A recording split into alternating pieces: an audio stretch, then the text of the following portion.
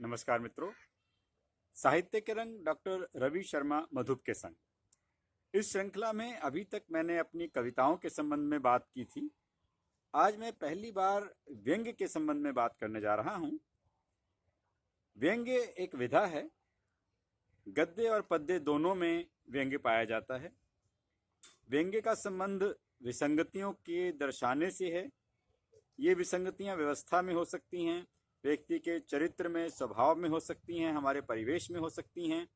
तो ऐसी ही विडंबनाएं, विद्रूपताएं, विसंगतियां, कमियां, खराबियां, दोष, इन सब के ऊपर कवि या लेखक गद्य या पद्य में अपनी बात कहता है।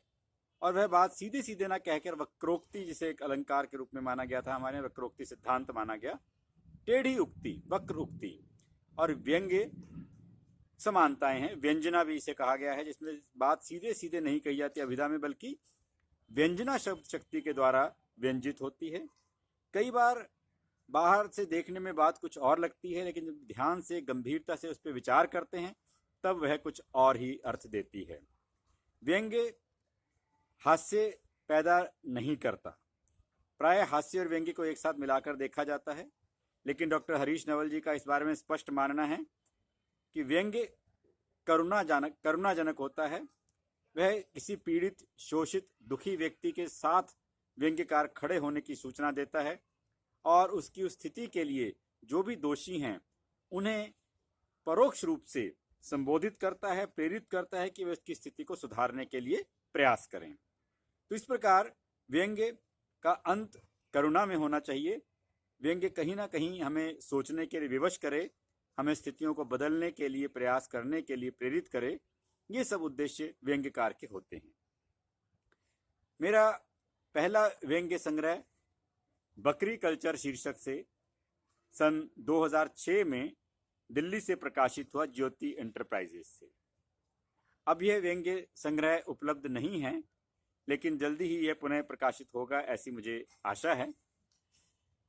मैंने अपना व्यंग्य लेखन शुरू किया कविताओं के माध्यम से, और मेरी एक व्यंग्य कविता बहुत ही चर्चित हुई है, लड़ाई दो कुत्तों की। इसको पहले छोटी सी कविता है। व्यंग्य किस प्रकार से थोड़े शब्दों में ज़्यादा गहरी बात कहता है, चुभने वाली बात कहता है, सोचने वाली बात कहता है, मैं इसका संकेत करने के बाद एक छोटी सी गद्य की रचना भी पढ़ूंगा इस व्यंग्य संग्रह में से। पहले सुनिए लड़ाई दो कुत्तों की।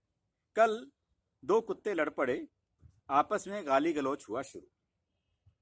आपस में गाली गलौच हुआ शुरू। एक ने दूसरे को कहा। ध्यान दीजिएगा, कुत्ता एक बहुत ही वफादार प्राणी है, लेकिन मनुष्य उस कुत्ता शब्द का कितना गलत प्रयोग करता है और इसको सुनकर कुत्तों को कितना बुरा लगता होगा, शायद आपने कभी विचार ना किया हो। लेकिन मुझे कुत्तों की एक दिन बातचीत सुनने का अवसर मिला और वहीं से इस कविता ने जन्म लिया। जी हाँ, तो कल दो कुत्ते लड़ पड़े, आपस में गाली गलौच हुआ शुरू। एक ने दूसरे को कहा, तू आदमी है। क्या गाली दी उसने? तू आदमी है। यह सुनकर पहला हो गया आग बबूला, गुस्से में भरकर यूं बोला, तूने मुझे आदमी कहा। इतनी गंदी गाली दी। तो मुझे चूहा कह देता, गिरगिट कह देता, छिपकली कह देता, कुछ भी कह देता, लेकिन तूने मुझे आदमी कहा, इतनी गंदी गाली दी। देखिए, आदमी के संबंध में कुत्तों की क्या राय हो सकती है, क्योंकि आदमी को आपने देखा हो, कई फिल्मों में धर्मेंद्र ने कहा है, कुत्ते मैं तेरा खून पी जाऊंगा। कुत्ते घबरा गए कि भैया हमने क्या किया, हमारा खून क्यों पी जाएगा। बसंती, तुम इन कुत्तों के सामने मत नाचना। कुत्ते घबरा गए कि भैया हमारे सामने नाच ले तो क्या दिक्कत है। तो कुत्ते बड़े परेशान हैं मनुष्य के इस व्यवहार से, कि हम जिसके लिए अपना जीवन तक दे देने को तैयार हैं, वह इंसान हमारे प्रति कैसा सोचता है। तो ध्यान दीजिएगा, जब गाली में उसने उसको कहा तू आदमी है, तो यह सुनकर पहला हो गया आग बबूला, गुस्से में भरकर यूं बोला, तूने मुझे आदमी कहा, इतनी गंदी गाली दी, अब मैं तुझे नहीं छोड़ूंगा। अब मैं तुझे नहीं छोड़ूंगा, इतनी गंदी गाली देने का मजा चखाऊंगा और मैं तुझे आदमी बन के दिखाऊंगा। ध्यान दीजिए आखिरी पंक्तियों पर। यह कहकर वह टूट पड़ा विरोधी कुत्ते पर, बर्बर आदमी सा, बर्बर आदमी सा। तो ये कविता थी जो सोचने पर विवश करती है कि मनुष्य जो इतना बुद्धिमान प्राणी कहलाता है, अन्य जीव उसके बारे में क्या सोचते होंगे। तो मित्रों, ये व्यंग्य कविता थी। ऐसी और व्यंग्य कविताएं भी मैंने लिखी हैं और गद्य में भी मेरे 2 संग्रह आ चुके हैं। पहला संग्रह बकरी कल्चर शीर्षक से था, जिसमें से मैं एक व्यंग्य पढ़ने जा रहा हूँ। ये मेरा पहला प्रकाशित व्यंग्य था जो नवभारत टाइम्स में 19 अगस्त 1995 को, यानी कि आज से लगभग 25 वर्ष पूर्व प्रकाशित हुआ था।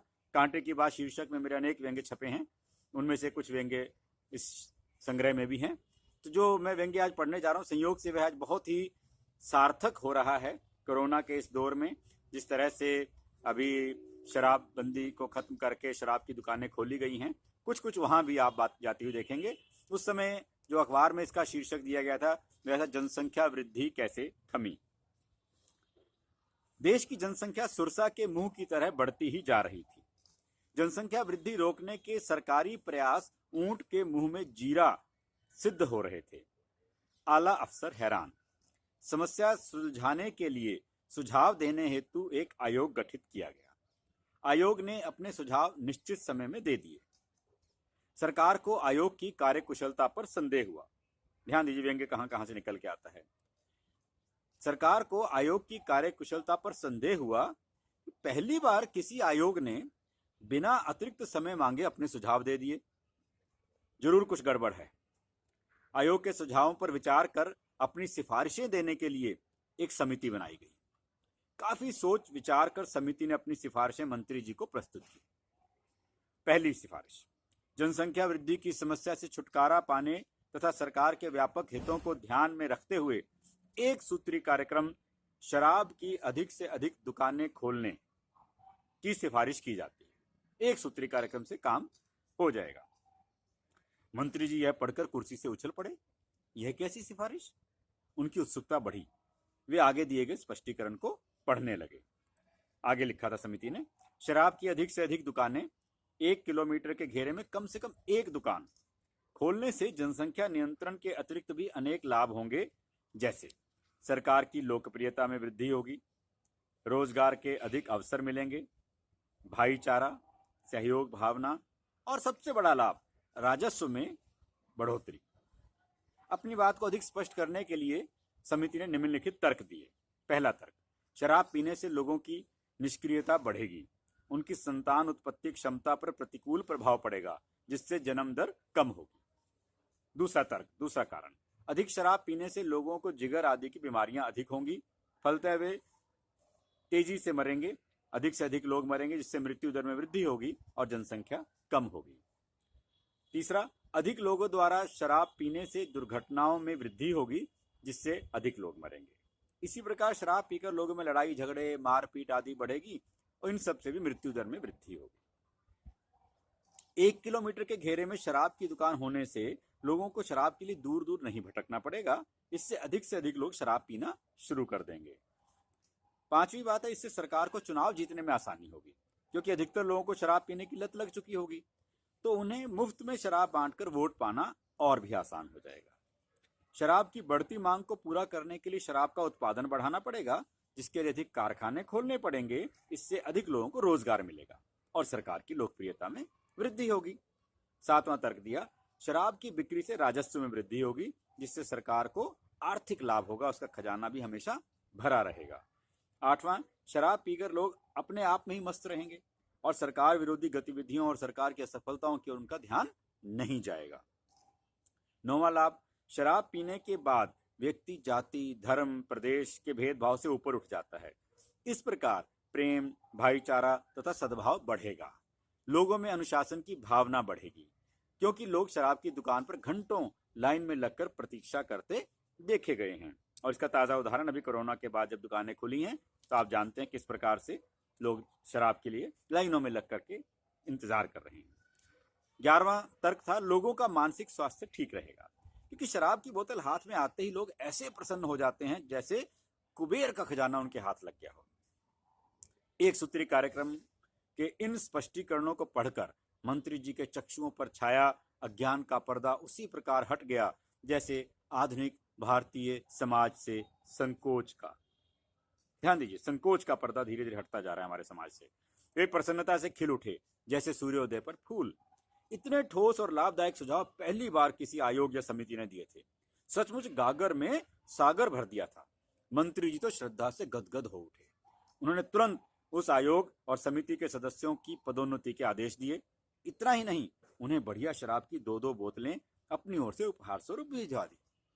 इसके बाद मंत्री जी ने इस एक सूत्री कार्यक्रम को लागू करने की ठान ली।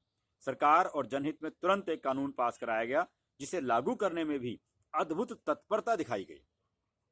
इसके ठीक 6 माह के बाद पूरे देश में 1 किलोमीटर के दायरे में शराब की सरकारी दुकानें खोलने के कार्य प्रारंभ कर दिए गए। समिति की सिफारिशें साकार होने लगी।